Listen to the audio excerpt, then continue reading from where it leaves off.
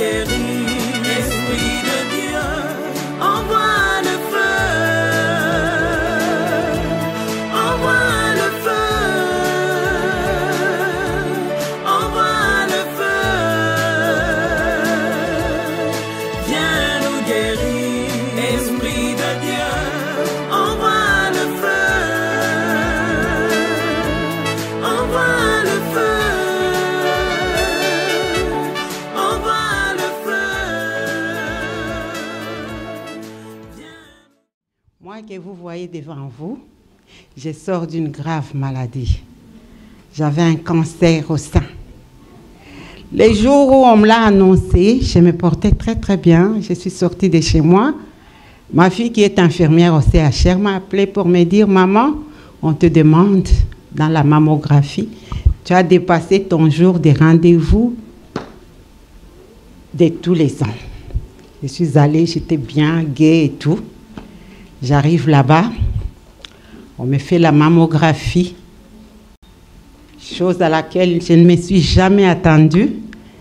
Le cancérologue me dira « Madame, vous avez un cancer au sein gauche. » J'étais choquée. Il m'a regardée.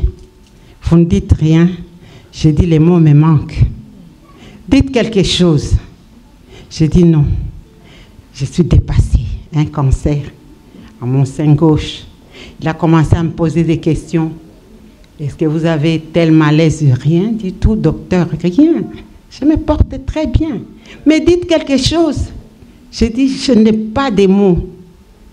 Et puis c'est le médecin qui m'a regardé, le cancérologue, qui m'a dit, « Madame, vous priez ?» J'ai dit oui. Il dit, « Je comprends. Soyez courageuse. Venez avec moi, on va aller voir les autres oncologues. » C'était la première fois. Chaque fois que j'ai passé à l'hôpital, je voyais les écrits oncologie, oncologie, ça ne me disait rien. Ces jours-là, je me suis retrouvée en oncologie avec 7 oncologues. J'étais entourée. On a commencé à me présenter, ça c'est votre coordinatrice. Je n'y comprenais rien. Ça c'est votre infirmière de tous les jours, des nuits et des jours. Jusque-là, ma panique était un peu adoucie d'après la question du docteur. Vous priez? Oui, je prie. Alors quand on a commencé à me parler, à me fortifier, à me dire, vous savez, la chimio, c'est ce qui est terrible. Soyez courageuse. Ce soir même, on va vous opérer à 18h. Là, il était 16h. J'ai dit, vous pouvez prévenir ma fille, elle est dans la salle d'op. Elle s'appelle Denise. On l'a appelée. Venez, votre maman a un cancer au sein. Elle est venue en courant. Maman, j'ai dit oui. Tu n'as jamais rien senti, rien du tout. Je me suis tue.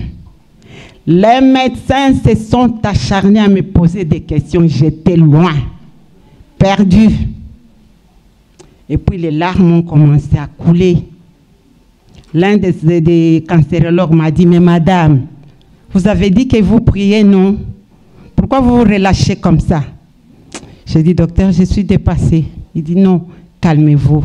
J'ai dit, vous me parlez de la chimio là, comme si c'était quelque chose de terrible. Il m'a dit, si, vous allez subir ça. On a peur de vous dire, ça c'est un poison. Soyez courageuse.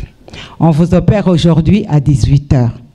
J'ai dit, est-ce que vous me permettez que j'aille parler à mon pasteur?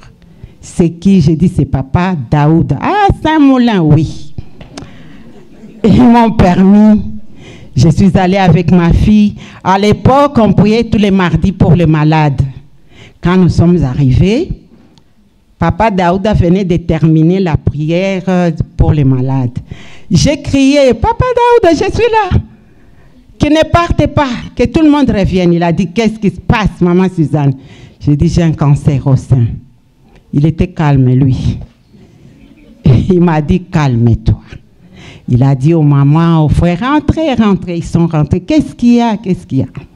Ils sont rentrés. On m'a mis au milieu. Papa, apôtre, a annoncé. Il a un cancer au sein. On va l'opérer à 18h.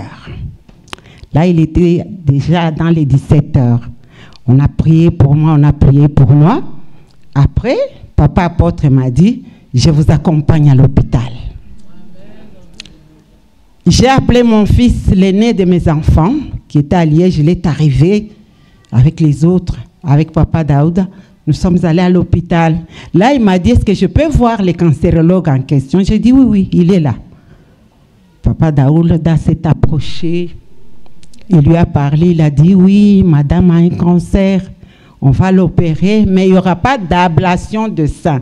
On va enlever toutes les glandes, même ceux qui sont en bon état. On m'a opéré donc du sein gauche jusque dans mon bras gauche.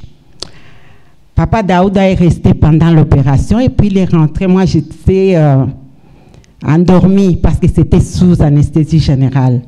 Le lendemain matin, quand je me suis réveillée à 6 heures, apôtre, Papa Daouda était là, avec mes enfants. Quand je l'ai vu, j'ai dit, tiens, vous êtes là. Alléluia. J'ai remercié le Seigneur. Les cancérologues, le docteur Fiel m'a dit, ah, vous êtes bien organisé. Votre pasteur est là quand même. À vos nouvelles. J'ai dit, ah oui, c'est ça la famille des chrétiens. Bref, les cancérologues avaient expliqué à Papa Daouda, on va attendre un peu que la cicatrisation de la plaie s'efface, parce qu'ensuite, ça sera la chimio. Je suis restée à l'hôpital. Papa apôtre ne s'est pas fatigué. Tout le temps, il était là, aux nouvelles. Mes enfants, c'est comme ça qu'ils l'ont connu. Jusqu'à l'année dernière, au mois de juillet, on m'a convoqué, je suis allée. On m'a fait les contrôles. On m'a dit qu'il y a un contrôle formidable. On ne voit plus rien. Mais vous reviendrez quand même. Amen. Je suis venue, j'ai partagé avec Papa apôtre. Voilà que pendant les premiers jours de notre 40 jours, j'étais dans la salle à Salzine, le téléphone qui sonne. Je sors dehors. La mammographie m'appelle. Vous devez revenir à l'hôpital pour une seconde mammographie. J'ai paniqué. J'ai suivi Papa Daouda. J'ai dit, je vous ai dit qu'on m'a dit qu'il n'y avait plus rien. Mais on me convoque en pleine nuit. Je fais quoi? Il m'a dit, calme-toi. J'ai dit, j'ai peur quand même. Parce que la chimio, je ne veux plus jamais entendre parler de ça. Il m'a dit, vas-y quand même, mais n'aie pas peur.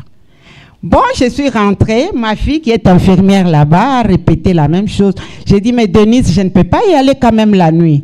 Demande au cancérologue que je vienne demain. Elle a obtenu les rendez-vous pour le lendemain à 9 h. Le lendemain, là, je suis allée. On a refait la mammographie. Et puis, à ma grande surprise, le docteur qui me demande, est-ce que vous me reconnaissez que c'est moi qui vous avez opéré ces jours-là? J'ai dit, vous et votre équipe, oui, je vous reconnais. C'était au fait quel sang? J'ai dit, comment ça? Vous ne reconnaissez plus le sang? Il dit, non. Je ne vois plus rien. J'ai dit, docteur, c'était du côté gauche. Et moi-même, je me suis rappelé que un jour, Papa apôtre avait dit à l'église que tous ceux-là qui ont été guéris du cancer, prient pour les nouveaux cas que nous avons dans l'église. Moi, j'ai dit, moi, j'ai saisi, je ne connais personne avec le cancer, mais je vais commencer à prier pour le cancer. J'ai commencé à prier.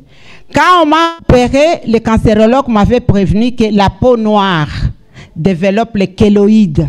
J'avais un kéloïde qui partait du sein jusque dans mon bras. C'est un membrane, hein, tout mou là. Oui, je l'avais toujours.